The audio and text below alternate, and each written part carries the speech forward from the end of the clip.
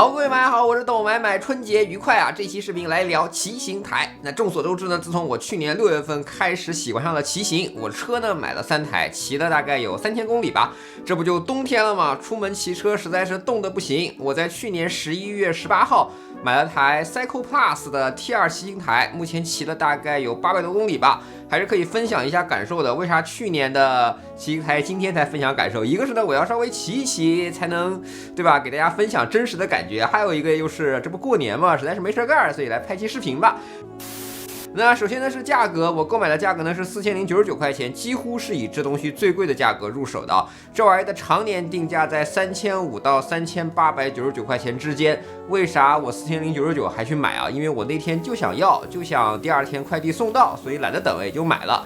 那配置上呢，这个自重是17千克，在无刷电机的骑行台也都算是轻便的，而且呢设计的很好，4条腿都可以折叠收纳，展开之后呢很稳固。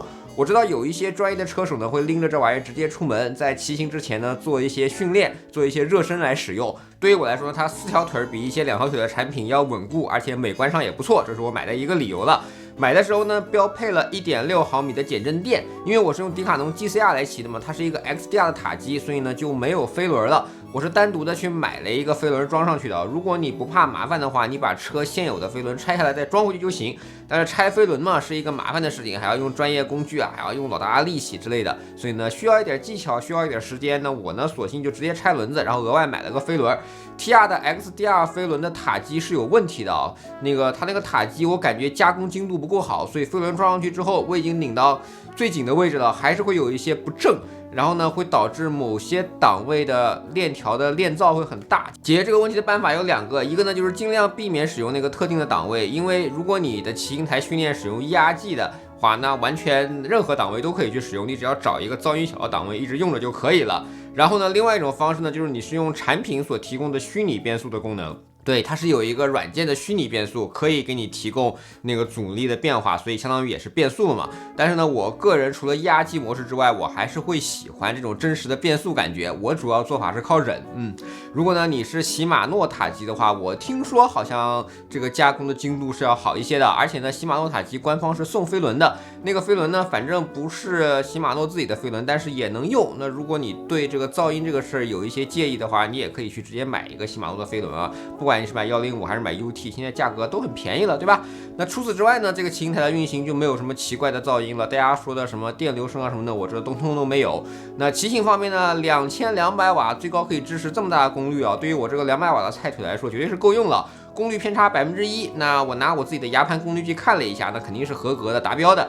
而且呢，这个骑行台不需要做任何的校准，直接接电就能上手，是我这种人使用我觉得非常重要的一点。千万不要让我做什么校准归零这些操作，我嫌烦，好吧？然后这个骑行台可以不连接电源就能使用，但是我建议你连接，因为有电源的话，飞轮会有更大的转动惯性，下坡之类的脚感会更好。而且有电源的话，蓝牙就可以常连接。对了，这玩意儿的蓝牙指示灯那个蓝色灯非常的亮，如果你不断掉电源的话，它会一直亮着，尤其在晚上的时候很烦，所以呢，我直接拿胶带给它贴上了。软件方面呢，我自己使用的是 Zwift， 跟大多数网友使用平板、手机来连接不同，我是用 Apple TV 版的 Zwift， 这样的话我就不用每次拿出手机来连接了。Apple TV 直接连上家里的65寸电视，我就对着电视骑，画面呢足够大。骑行软件呢，我是通过 Zwift 把数据直接同步到 Strava 上，这样用 Strava 去管理所有的骑行记录，这样骑车的时候就不需要额外的再去开码表了，那车上的功率计呢也就不用再使用了，反正尽可能的就是减少更多的设备吧。然后在你每一次进入 Zwift 的时候呢，都会自动连接骑行台，很省事儿。如果你有心率带的话，这个时候心率带也可以会连上。功率跟踏频完全由骑行台来提供，那整场骑行你需要看的所有数据都齐全了。Zwift 呢真的是一个好软件啊，全球的车手们在上面都能找得到，而且呢有专属于你的课程，根据 FTP 来的，那不骑行呢也不会太累，而且有逐渐生长、逐渐往上越来越好的趋势，所以这种对于你骑起来就是挺好，而且呢它是一个鼓励型的软件，一直鼓励你，对吧？所以你骑起来就很有乐趣，你可以每天骑下去。然后呢，里面也有各种各样的地图，也有不同的团骑。那收费模式呢，这个软件就是订阅制，价格呢不算便宜，但是用着习惯的话，反正我就是按月订购了。对了，骑行台还有一个很重要的东西就是风扇。我研究了一下 Cycle Plus 的风扇的体积很小，风力大，支持功率联动风扇的档位。